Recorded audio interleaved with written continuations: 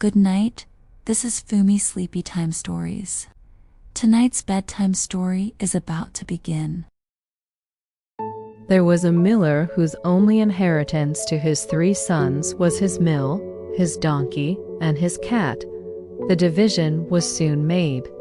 They hired neither a clerk nor an attorney, for they would have eaten up all the poor patrimony. The eldest took the mill, the second the donkey, and the youngest nothing but the cat. The poor young fellow was quite comfortless for having received so little. "My brothers," said he, "may make a handsome living by joining their shares together. But for my part, after I have eaten up my cat and made myself a muff from his skin, I must then die of hunger."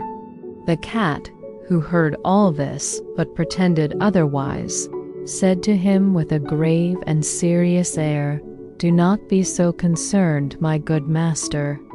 If you will but give me a bag and have a pair of boots made for me, that I may scamper through the dirt and the brambles, then you shall see that you are not so poorly off with me as you imagine." The cat's master did not build very much upon what he said. However, he had often seen him play a great many cunning tricks to catch rats and mice, such as hanging by his heels or hiding himself in the meal and pretending to be dead. So he did take some hope that he might give him some help in his miserable condition. After receiving what he had asked for, the cat gallantly pulled on the boots and slung the bag about his neck. Holding its drawstrings in his forepaws, he went to a place where there was a great abundance of rabbits. He put some bran and greens into his bag, then stretched himself out as if he were dead. He thus waited for some young rabbits, not yet acquainted with the deceits of the world, to come and look into his bag. He had scarcely lain down before he had what he wanted.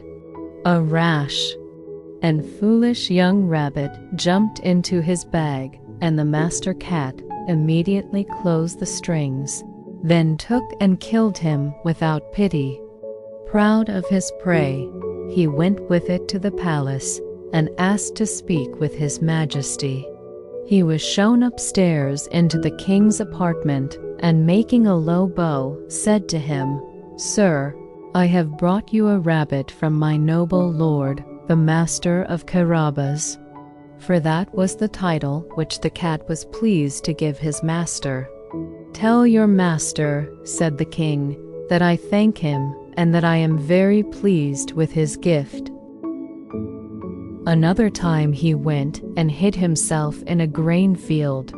He again held his bag open, and when a brace of partridges ran into it, he drew the strings and caught them both. He presented these to the king, as he had done before with the rabbit. The king, in like manner, received the partridges with great pleasure and gave him a tip. The cat continued, from time to time for 2 or 3 months, to take game to His Majesty from his master. One day, when he knew for certain that the king would be taking a drive along the riverside with his daughter, the most beautiful princess in the world, he said to his master, "If you will follow my advice, your fortune is made. All you must do is to go and bathe yourself in the river at the place I show you, then leave the rest to me." The Marquis of Carabas did what the cat advised him to, without knowing why. While he was bathing, the king passed by, and the cat began to cry out, "Help! Help! My Lord Marquis of Carabas is going to be drowned." At this noise the king put his head out of the coach window, and finding it was the cat who had so often brought him such good game, he commanded his guards to run immediately to the assistance of his lordship the Marquis of Carabas. While they were drawing the poor Marquis out of the river, the cat came up to the coach and told the king that, while his master was bathing, some rogues had come by and stolen his clothes, even though he had cried out, "Thieves! Thieves!" several times, as loud as he could. In truth, the cunning cat had hidden the clothes under a large stone. The king immediately commanded the officers of his wardrobe to run and fetch one of his best suits for the Lord Marquis of Carabas. The king received him very courteously, and because the king's fine clothes gave him a striking appearance, for he was very handsome and well proportioned, the king's daughter took a secret inclination to him. The Marquis of Carabas had only to cast 2 or 3 respectful and somewhat tender glances at her, but she fell head over heels in love with him. The king asked him to enter the coach and join them on their drive. The cat, quite overjoyed to see how his project was succeeding, ran on ahead. Meeting some countrymen who were mowing a meadow, he said to them, "My good fellows, if you do not tell the king that the meadow you are mowing belongs to my Lord Marquis of Carabas, you shall be chopped up like mincemeat." The king did not fail to ask the mowers whose meadow it was that they were mowing. "It belongs to my Lord Marquis of Carabas," they answered all together, for the cat's threats had frightened them. "You see, sir," said the Marquis, "this is a meadow which never fails to yield a plentiful harvest every year."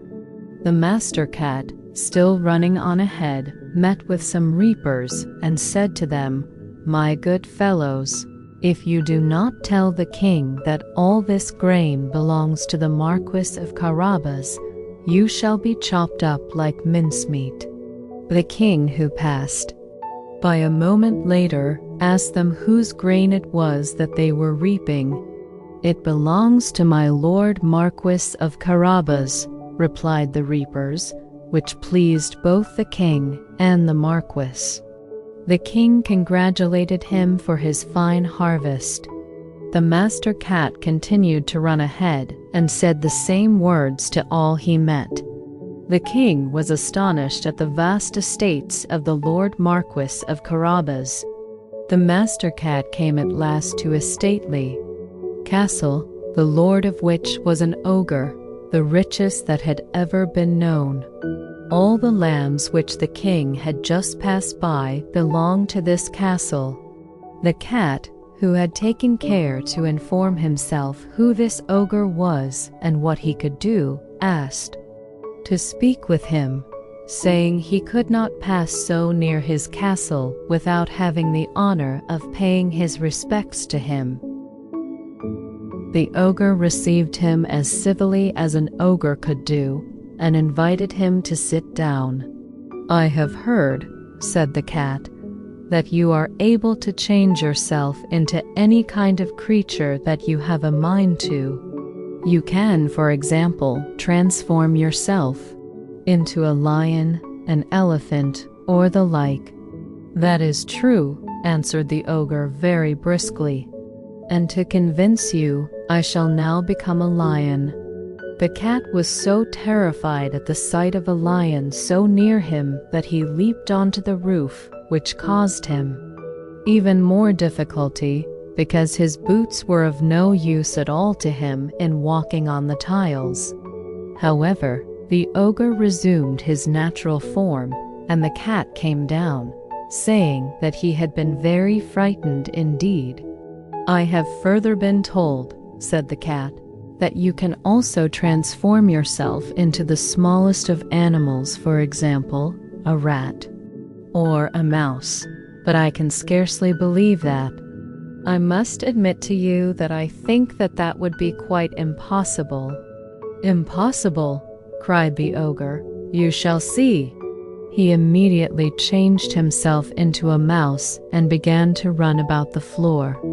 As soon as the cat saw this, he fell upon him and ate him up. Meanwhile, the king, who saw this fine castle of the ogres as he passed, decided to go inside.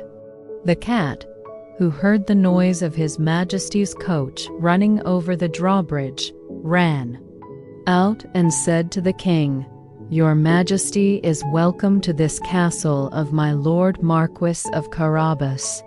"What, my Lord Marquis?" cried the king, "and does this castle also belong to you? There can be nothing finer than this court and all the stately buildings which surround it. Let us go inside if you don't mind." The Marquis gave his hand to the princess and followed the king, who went first. They passed into a spacious hall, where they found a magnificent feast, which the ogre had prepared for his friends, who were coming to visit him that very day, but dared not to enter, knowing the king was there. His Majesty was perfectly charmed with the good qualities of my Lord Marquis of Carabas, as was his daughter, who had fallen violently in love with him, and seeing the vast estate he possessed, said to him, after having drunk 5 or 6 glasses, "It will be your own fault, my Lord Marquis, if you do not become my son-in-law."